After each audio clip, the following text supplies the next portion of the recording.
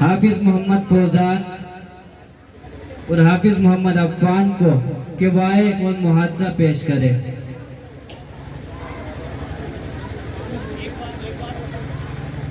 اپنے محادثے کے لیے آواز دے رہا ہوں حافظ محمد فوزان اور حافظ محمد عفان کو کیوائے اور اپنا محادثہ پیش کرے۔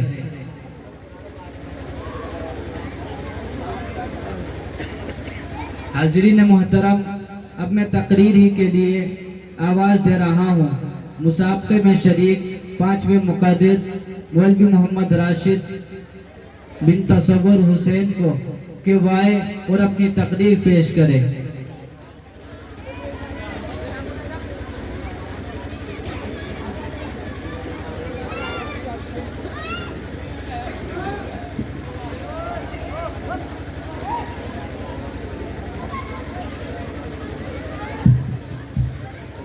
السلام علیکم ورحمۃ اللہ وبرکاتہ۔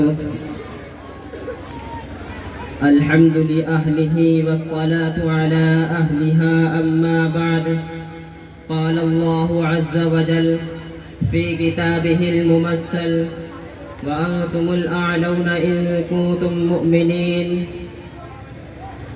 وہ معزز تھے زمانے میں مسلمان ہو کر، وہ معزز تھے زمانے میں مسلمان ہو کر، اور ہم خوار ہوئے تارک قرآن ہو کر۔ معزز سامعین کرام، آج میری گفتگو کا موضوع مسلمانوں کی تباہی اور اس کا علاج ہے۔ آئیے اس موضوع کے تحت ہم اپنے شاندار ماضی پر ایک نظر ڈال کر مستقبل کی تعمیر و ترقی کے سامان تلاش کریں۔ قرآن کریم میں رب ذوالجلال کا ارشاد ہے وَأَنْتُمُ الْأَعْلَوْنَ إِن كُنتُم مُؤْمِنِينَ، کہ تم ہی سربلند رہو گے اگر تم مومن ہو۔ یہ ارشاد باری ہماری پوری تاریخ کا اختصار ہے اور اسی میں ہماری ترقی کا راز مضمر ہے۔ تاریخ کے سینکڑوں واقعات یہ بتانے کے لیے کافی ہے کہ جب بھی ہمارا رشتہ اللہ سے اور اس کے دین سے مضبوط رہا، سربلندی و کامیابی نے ہمارے قدم چومے، اور جب کبھی اس رشتے میں کسی قسم کی کمزوری آئی، ہم عزت و رفعت کے آسمان سے ذلت و پستی کے غار میں جا گرے۔ تاریخ ہمارے سامنے جنگ بدر کی مثال پیش کرتی ہے۔ جنگ بدر میں جو کامیابی ہوئی وہ صرف اسی رشتے کی مضبوطی کی بنا پر ہوئی، ورنہ اگر کامیابی ہوتی تو کفار مکہ کو ہوتی، کیونکہ کفار مکہ تقریباً 1000 تھے اور بڑے جوش و خروش کے ساتھ تھے۔ سب کے پاس تلواریں اور دیگر جنگی ہتھیار موجود تھے۔ ادھر ابو جہل، عتبہ، شیبہ، ولید، حنزلہ، عبید، عاص، حرس، امیہ ابن خلف، نضر ابن حارث، عبد المطلب جیسے شجاعت کے پیکر اور آزمودہ کار تھے۔ اور ادھر بیچارے مسلمان، کل تعداد 313، سواری کے لیے کل دو گھوڑے اور 70 اونٹ ہیں۔ ایک پر 3 4 آدمی سوار ہیں اور بعض پیدل ہی سفر کر رہے ہیں۔ کسی کے پاس نیزہ اور کمان ہے تو تلوار نہیں، اور کسی کے پاس تلوار ہے تو نیزہ اور کمان نہیں۔ لیکن جب مقام بدر پر پہنچتے ہیں تو دیکھتے ہیں کہ کفار مکہ بلند مقام پر خیمہ زن ہو چکے ہیں، جہاں پانی کی بھی فراوانی ہے۔ اب بیچارے مسلمان پست زمین پر خیمہ زن ہونا پڑا، ایسی جگہ پر کہ اگر کسی کو پیاس لگے تو ایک گھونٹ پانی پینے کو نہ ملے۔ الغرض، جنگ کے اندر جتنے اسباب اور جتنی چیزوں کی ضرورت پڑتی وہ سب کفار مکہ کو حاصل تھی، مگر جب لڑائی شروع ہوتی ہے تو کفار مکہ گاجر مولی کی طرح کاٹے جاتے ہیں۔ کفار مکہ کا سب سے بڑا سردار ابو جہل 2 بچوں معاذ اور معوذ کے ذریعے مارا جاتا ہے، اور عبداللہ بن مسعود رضی اللہ عنہ اس کے سر کو جسم سے جدا کرتے ہیں۔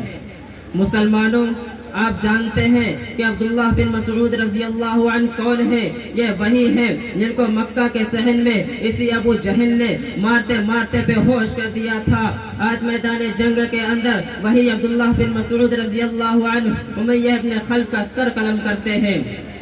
امیہ ابن خلف ابو جہل کے بعد کفار مکہ کا سب سے بڑا سردار سمجھا جاتا تھا۔ جب لڑائی شروع ہوئی उमैया इब्न खल्फ अपने साथियों को इस तरह तहतेग देख कर घबराया और मैदान जंग छोड़कर मक्के की तरफ भाग पड़ा।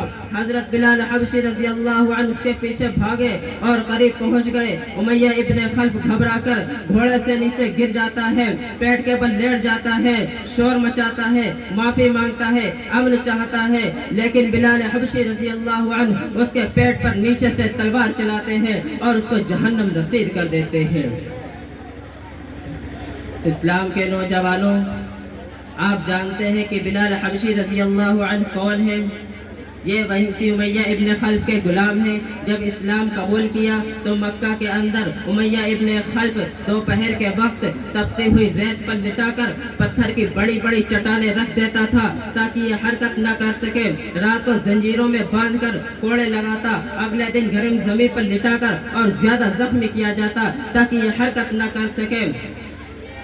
पैरों में रस्सियां बांधकर मक्के की गलियों में घसीटा जाता, तरह तरह की अजियतें और तकलीफ पहुंचाई जाती, यहाँ तक के तकलीफ देने वाले थक जाते, उकता जाते। कभी उमैया इब्न खल्फ का नंबर आता है, कभी अबू जहल का नंबर आता है, तो कभी औरों का नंबर आता है। आज मैदान जंग के अंदर वही गुलाम यानी उमैया इब्न खल्फ को कत्ल करने के लिए दौड़ रहे हैं और उमैया इब्न खल्फ मैदान जंग छोड़कर भाग रहा है। मुसलमानों, वो कौन सी चीज थी जिसने गुलाम को गालिब और आका को मगलूब कर दिया? सच फरमाया है अल्लाह तबारक व तआला ने, वअंतुमुल अअलौना इन कुंतुम मुमिनीन, कि तुम ही सरबुलंद रहोगे अगर तुम मोमिन हो। मुसलमानों, आओ मुत्तहिद और मुत्तफिक हो जाओ और एक झंडे के नीचे चले आओ और अपने मुआशरे की उन बुराइयों को मिटाओ, वरना तुम्हारे तबाही की कोई हद न होगी और तुम्हें सर बुलंद करने वाली कोई ताकत दुनिया में नहीं आएगी। अल्लाह ताला शुरू बेदारी और अपने जवाल का एहसास और अपने इजाले की फिक्र नसीब फरमाए। आमीन। वमा अलैना इल्लल बलाग। दर्द मिल्लत है तो आवाज़ उठानी होगी, सूरत हाल ज़माने को बतानी होगी। दर्द मिल्लत है तो आवाज़ उठानी होगी, सूरत हाल ज़माने को बतानी होगी। तू जो उठ जाए जुल्म व हया के खिलाफ, तेरे ईमान की ये जिंदा निशानी होगी। हाज़रीन मोहतरम, अब मैं मुकालमा पेश करने के लिए आवाज़